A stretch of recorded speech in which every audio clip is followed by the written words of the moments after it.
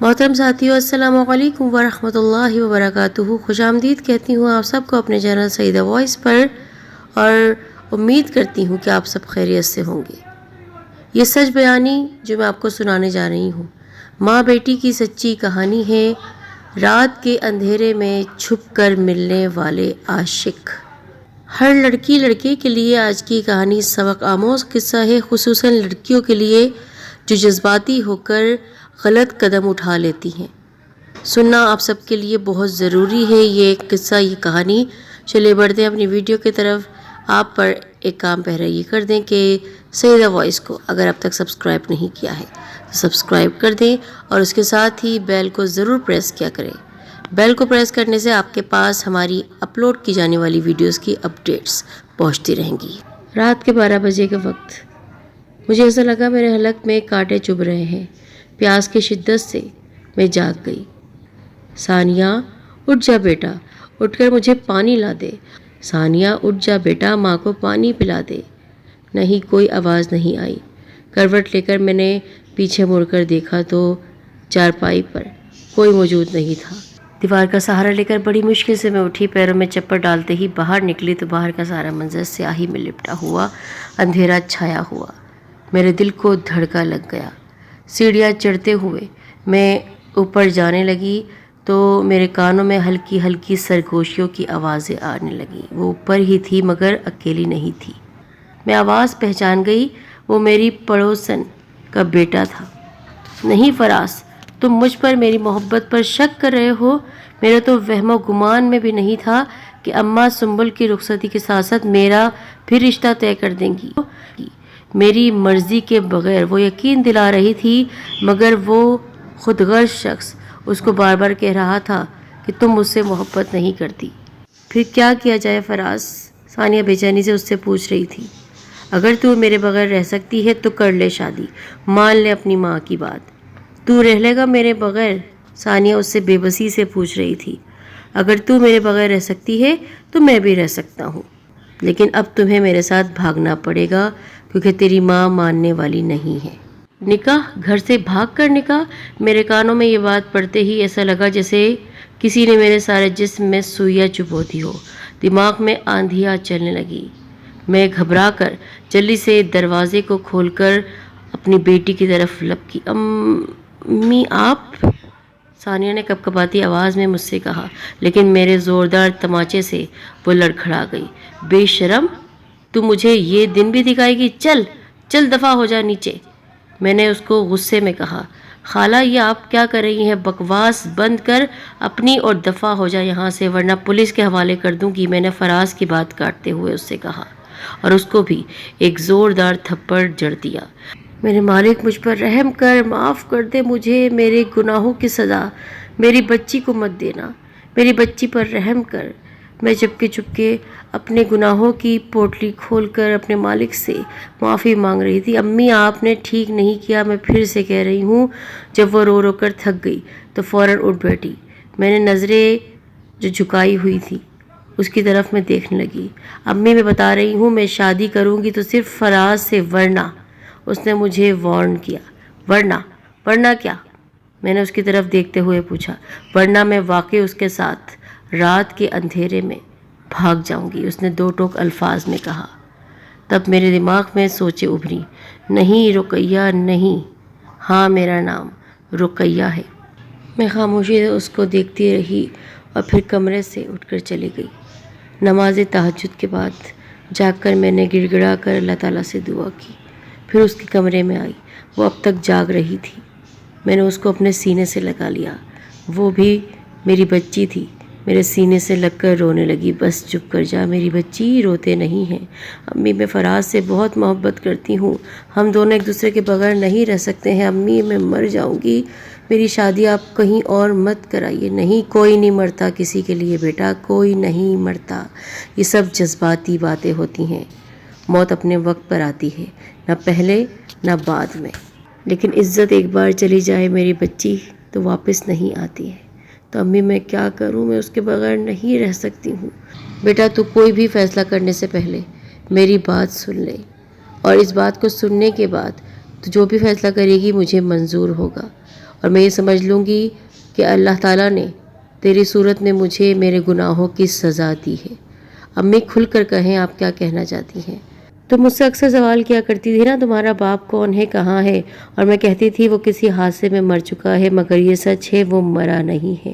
میرے دل سے پل پل اس کے لیے بد دعائیں نکلتی ہیں۔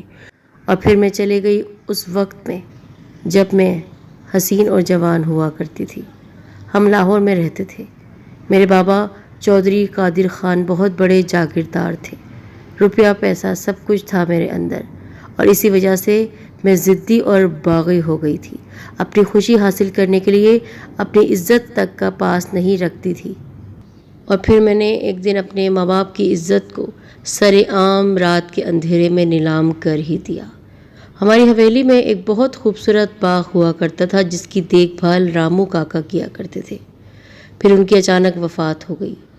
ان کی جگہ ایک نیا مالی آیا۔ جب میں نے اس کو دیکھا تو میں اس کو دیکھتی رہ گئی، کیونکہ وہ کوئی بوڑھا انسان نہیں تھا بلکہ دل فریب شخصیت کا مالک نوجوان تھا۔ سحر انگیز آنکھیں، آواز اس کی ایسی خوبصورت، گھنے بال، سادہ سے لباس میں انتہائی پرکشش وہ دکھائی دے رہا تھا۔ اس کا نام تھا یوسف۔ میں تو اس کی محبت اس کے سحر میں جگڑتی چلی گئی۔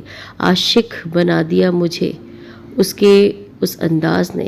میں یہ بھی بھول گئی وہ ہمارے گھر کا ایک معمولی سا مالی ہے۔ محبت میں بہتی چلی جا رہی تھی۔ رات کے اندھیرے میں ہم دونوں ملا کرتے تھے۔ میرے بابا عزت اور شہرت والے اور بہت طاقتور انسان تھے۔ انہوں نے میری منگنی طے کر دی۔ میں ان سے لڑ نہیں سکتی تھی یوسف کے لیے۔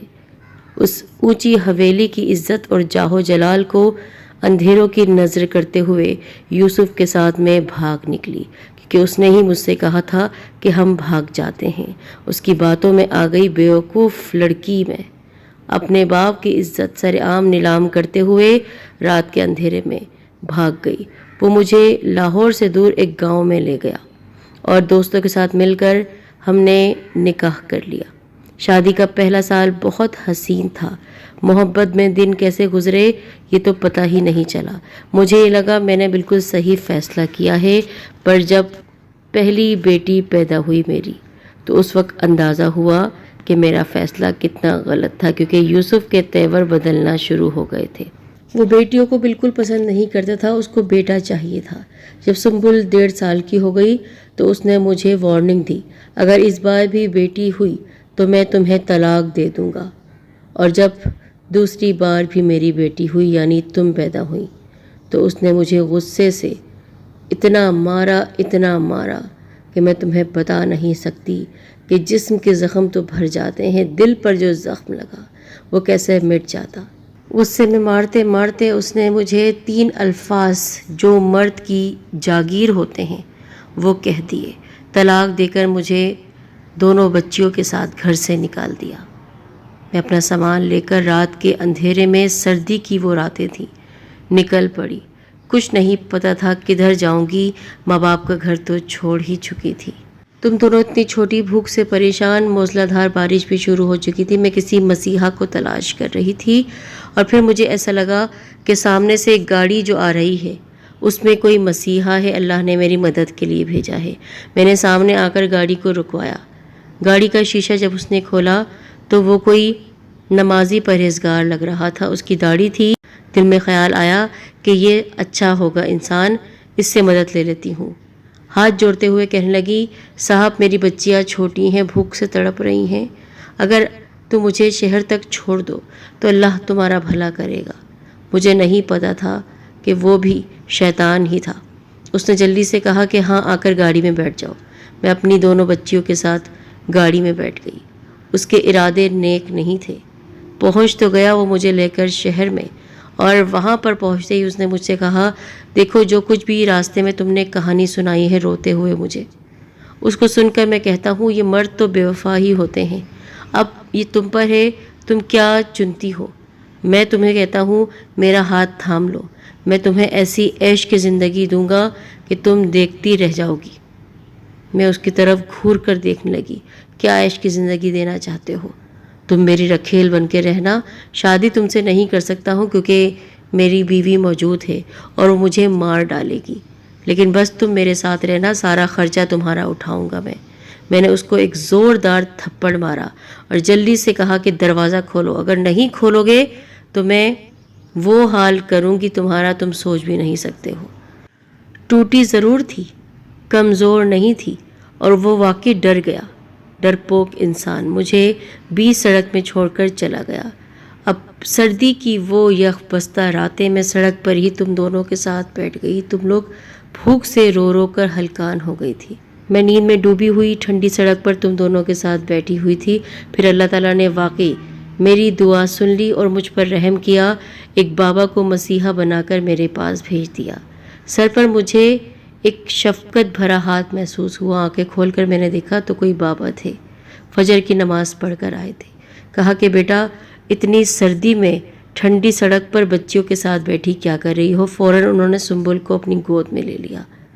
تم یہاں پر جو بیٹھی ہو لگتا ہے بہت پریشان ہو، کوئی نہیں ہے تمہارا، چلو اٹھو میں تمہیں چھوڑ دیتا ہوں، کہاں پر جانا ہے؟ میں نے کہا میرا کوئی گھر نہیں ہے، میرے شوہر نے مجھے دھکے مار کر گھر سے نکال دیا ہے۔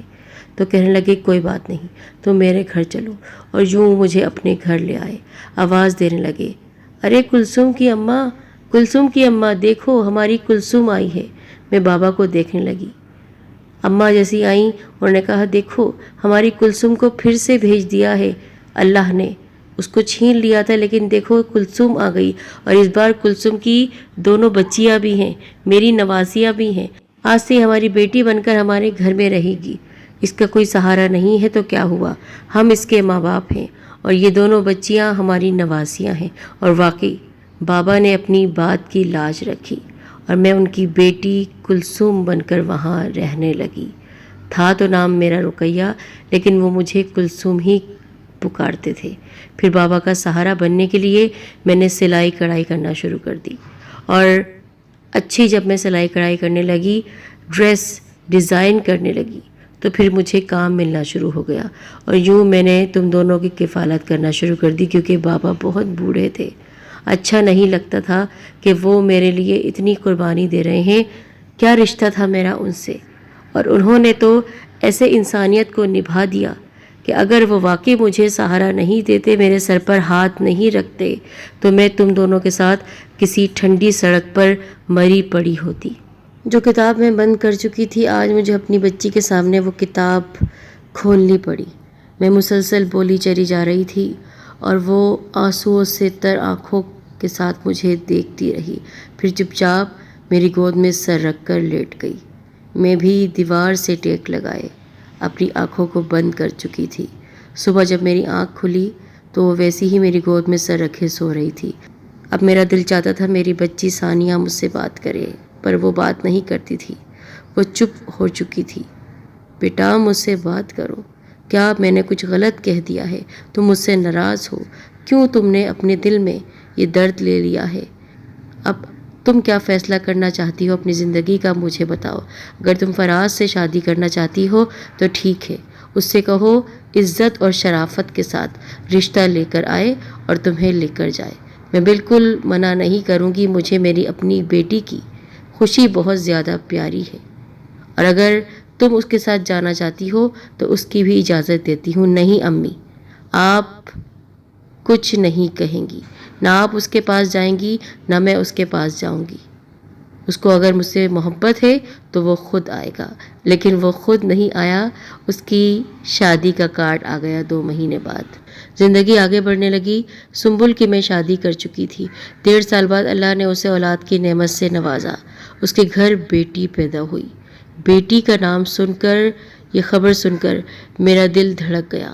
میں نے کہا کہیں میری بیٹی کے ساتھ بھی وہی سلوک نہ کیا جائے جو میرے ساتھ ہوا ہے۔ سنبل کے گھر میں جب میں پہنچی ثانیہ کے ساتھ تو کیا دیکھتی ہوں، گھر میں عید کا سما تھا۔ اس کی ساس اور اس کا شوہر خوشی سے پھولے نہیں سما رہے تھے، کھڑے کھڑے صدقے دیے، بکرے کے کئی بکرے منگوائے گئے، شکرانے کے نفل مان لیے تھے انہوں نے۔ خوشی اتنی تھی ان کے چہرے پر کہ نام بھی انہوں نے مجھ سے کہا کہ آپ اپنی نواسی کا نام خود رکھیں گی۔ وہ میری پیاری دوست، بہترین دوست، میری بیٹی کی جو ساس تھی، اس نے میری بیٹی کا مان رکھ لیا۔ دنیا میں اچھے لوگ بھی ہوتے ہیں۔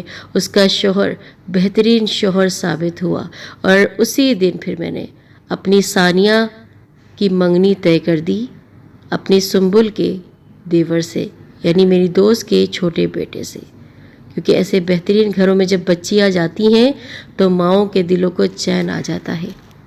اس دن ایک ساتھ ہم نے اتنی خوشیاں منائیں، رب نے مجھے ایک ساتھ ساری خوشیاں دے دی تھی۔ مجھے اماں کی ایک بات شدت سے یاد آ گئی، بیٹیاں تو اللہ کی رحمت ہوتی ہیں، کاش میں بھی اپنے والدین کے لیے رحمت ہوتی تو یوں گھر سے نہ بھاگتی۔ میرے باپ اتنے سخت نہ ہوتے تو میں گھر سے نہیں بھاگتی اور ان سے کہہ سکتی تھی کہ مجھے کسی سے محبت ہے، پر میں نے ڈر کے مارے اپنے باپ کو نہیں بتایا، اور جس شخص سے میں نے شادی کی وہ بھی کون سا عزت کا پاس رکھنے والا انسان تھا، اس نے تو میری عزت کو بیچ ہی ڈالا۔ پر اپنی بیٹیوں کو آج خوش دیکھ کر میں اپنی زندگی میں ہونے والے اس گناہ کو بھول تو نہیں سکتی ہوں، اللہ کے حضور صرف معافی مانگتی ہوں، کیونکہ والدین کے لیے فخر کا باعث ہوتی ہیں وہ بچیاں جو عزت کے ساتھ دوسرے گھر میں بیاہی جاتی ہیں، نہ کہ رات کے اندھیرے میں اپنے عاشقوں کے ساتھ چھپ کر ملتی ہیں اور بھاگ جاتی ہیں۔ دل میں